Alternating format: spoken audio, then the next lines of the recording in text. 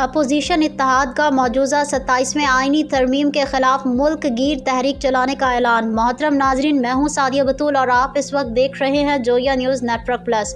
سربراہ اپوزیشن محمود خان اچکزئی کا کہنا ہے کہ جس طرح یہ حکومت آئین کی بنیادوں کو ہلا رہے ہیں، تحریک کے سوا کوئی چارہ نہیں۔ ہم بتائیں گے کہ پاکستان کے عوام جو چاہیں گے وہی فیصلہ ہوگا، جبکہ علامہ راجہ عباس کا کہنا ہے کہ پاکستان کے عوام کی ذمہ داری ہے کہ وہ اٹھ کھڑے ہوں اور اس آئینی ترمیم کے خلاف آواز بلند کریں۔ آرٹیکل 248 میں تجویز کردہ ترمیم کے مطابق صدر مملکت کے خلاف عہدہ چھوڑنے کے بعد بھی تاحیات کسی قسم کی کارروائی یا گرفتاری نہیں ہو سکتی۔ دوسری تجویز وزیر اعظم کو بھی شامل کرنے کی ہے، مگر اطلاق ماضی سے نہیں ہوگا۔